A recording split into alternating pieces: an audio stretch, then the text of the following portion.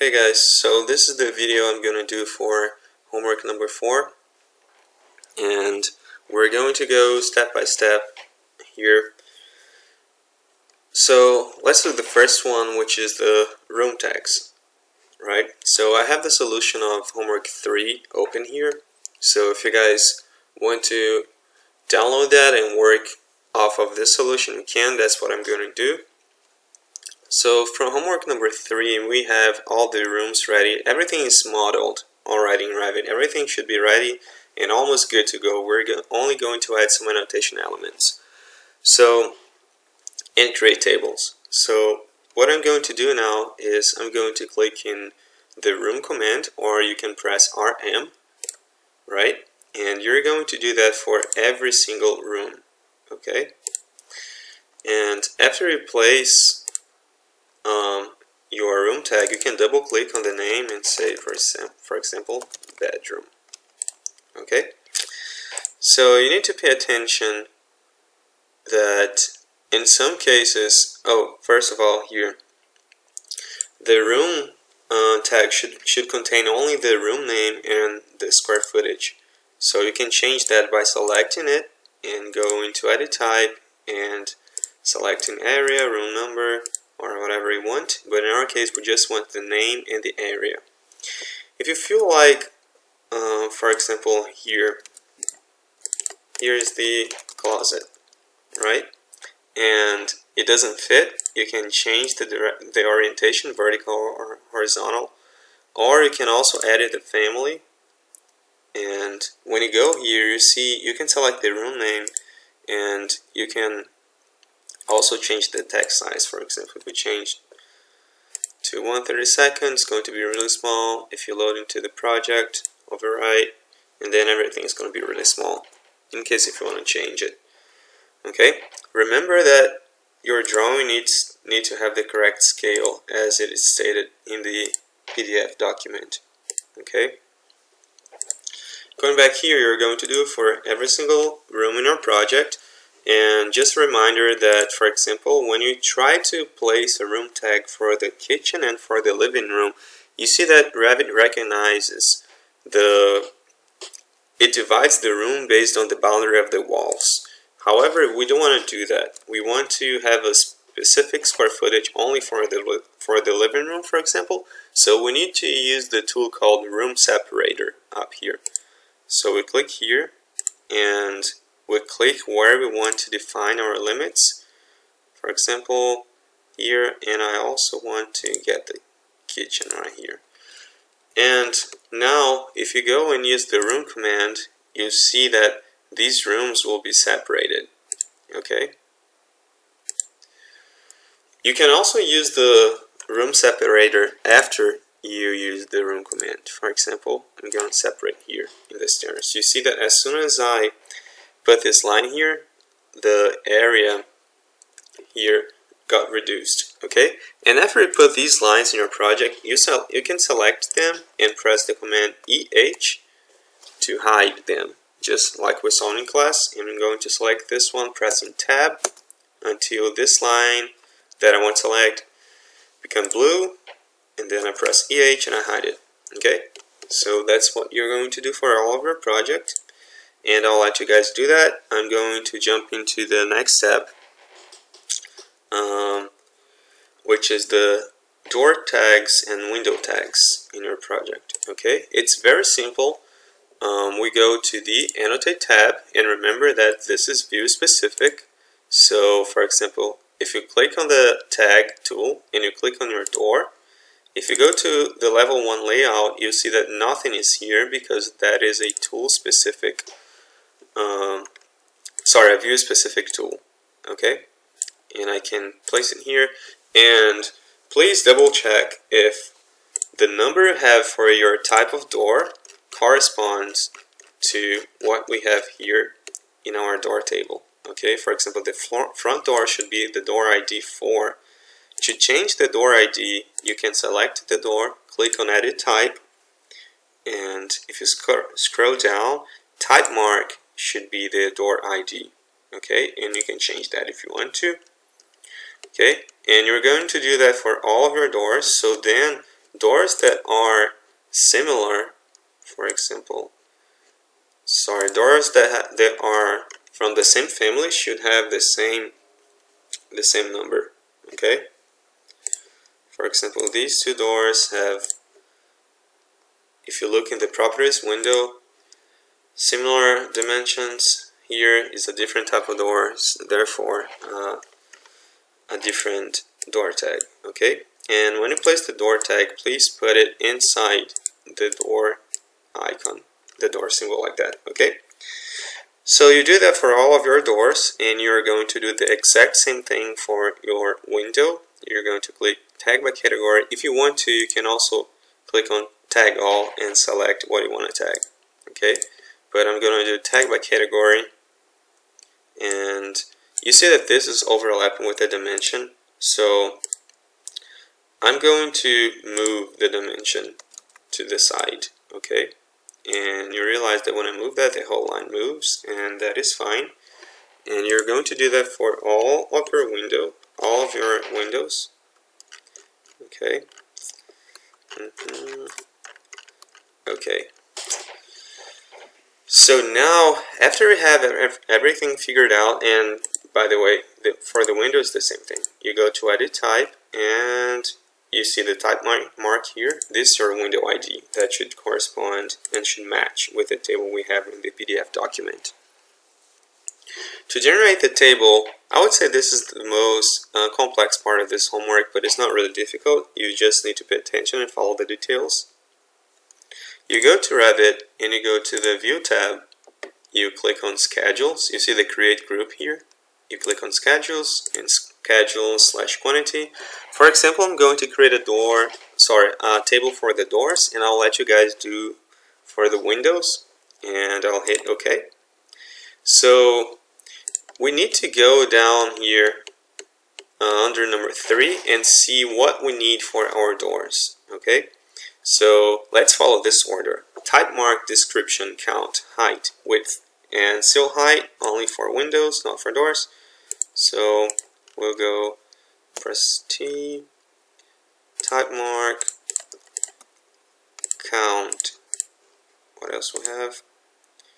Sorry, description comes first, so I can select description if you want to move it, and click here, move parameter up, height, width, so height and width, and count, where should count be? Count should be the third one. Okay, and after I'm done, I'm going to press OK. So now you see that the description doesn't match with the description we have here, and let's go down right here. This should be our description, but first of all, let's change this column name. You see we have type mark, let's change to door ID. Okay, now the description. I'm going to change the description of one door, and I'm going to let you guys do for the rest of them. Okay, I'm going to change the description for the door ID number 4. Okay, so we only have one of those. Actually, let's do one that has more than one door. Let's do door ID number 6, should be closet door. So I'm going to go to my level 1, and I'm going to, let's see, this is 6, right? So I'm going to click on the door and Edit Type, and we scroll down until we find the description. Let's see, where is it? Description. So I'm going to delete this, and I'm going to type closet door. Enter. Okay. So if I go back to my door schedule, to my table, see, it's automatically changed here, right? One more thing we need to do is, you see that we have one line for each individual door. We want to group those doors. So in the properties window, I'll click here, just anywhere here, and you can navigate in these tabs right here. And uncheck itemize every instance and hit OK. But when you do that, your table becomes like blank. So we need to sort by the type mark, which is our door ID, and I'll hit OK. Alright, so last thing we need to do is we need to select the grand totals to see the number of doors that we have. Okay, and this is how we create our door schedule. Just need to change the descriptions later. Okay, alright, so now we're going to print our project. We're going to, first of all, we need to create the sheets. So this is something very important that I want you guys to pay attention. So I'm going to right click on sheets and I'll click on new sheet, and I'll select the option that I gave to you guys. I'll hit OK.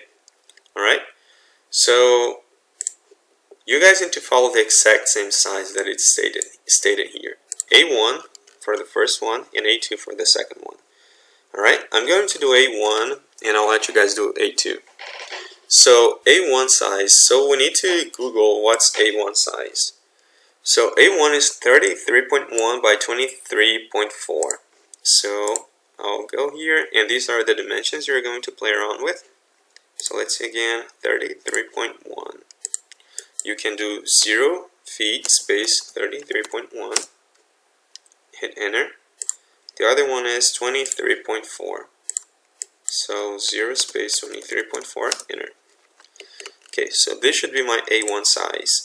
If you have your size, the size of your sheet correct, and if you also have the scale of your views correct, they should all perfectly fit in the sheet, just like it's here in this document. Okay, if like it doesn't fit in the sheet that you have, you probably have something wrong, like the size of the sheet or the scale. Okay, so going back here, let's do the facade, for example. Remember that you need to follow all of that.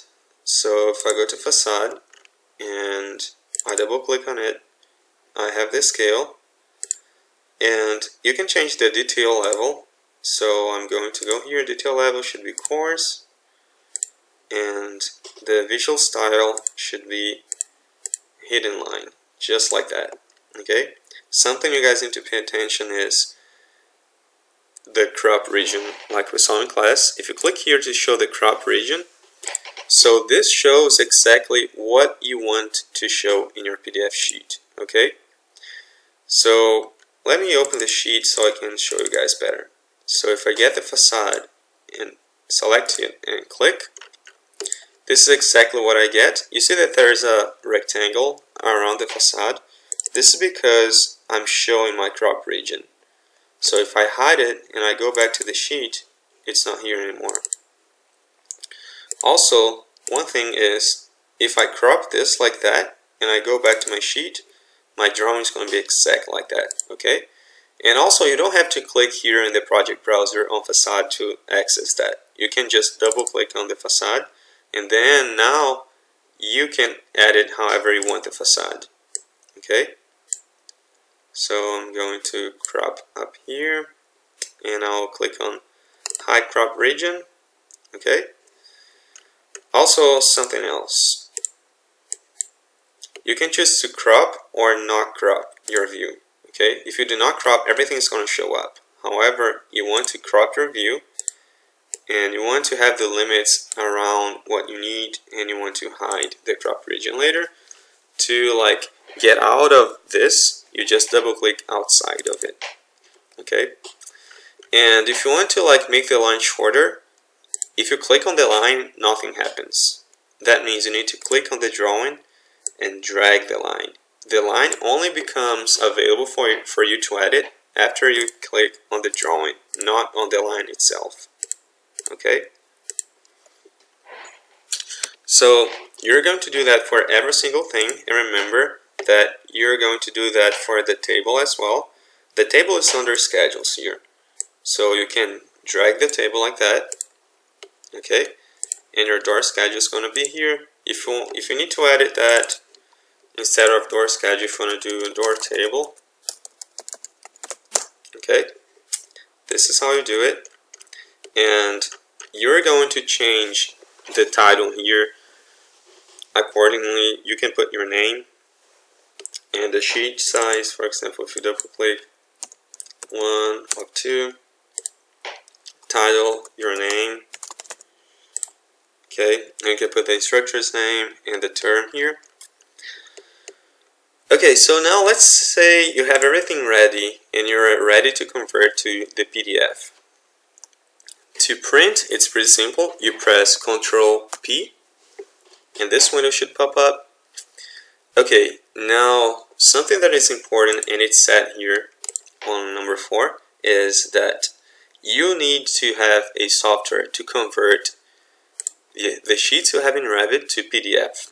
Okay, so here I have the Adobe PDF, or I have PDF Creator, which is the one I said you guys can download. It's free.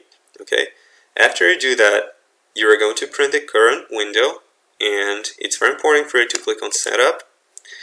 And here is where you're going to change the size. If you do not have PDF Creator, you might have a different PDF generator. You might not have the A1 size, okay, or the A2 or whatever you're using. So it's important that you download PDF Creator if you do not have that size. If you have it, it's okay, you can use it.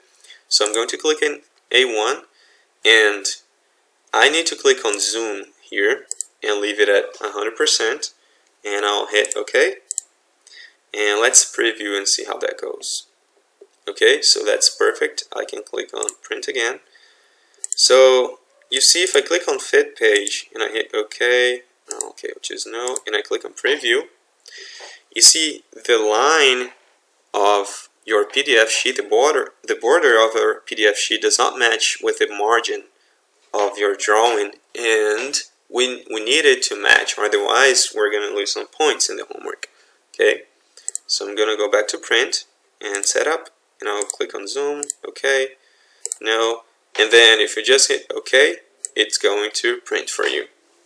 Alright, so this is all that we have for homework number 4. Okay, you guys are going to do that with everything in your project, and remember to follow these configurations here. Okay, and it's very important that you submit a single PDF file for your homework assignment. Okay, do not submit 2 separate PDF files. You're going to submit the PDF files and also the Revit file on Blackboard. Okay, and to submit the 2 of them at once, you might need to make it compact using a software like WinZip or WinRAR. Okay, you're going to submit one file, and you're going to submit the PDF file that are going to be combined and the Revit file. Okay, to combine the two sheets, you can just Google, I believe it's join PDF. Yeah, and then you can just like use an online website to merge the 2 PDF sheets to join them, or you can use any software that you want. But it's important that you have only one PDF file with 2 sheets. Okay, and if you guys have any questions, please feel free to email me.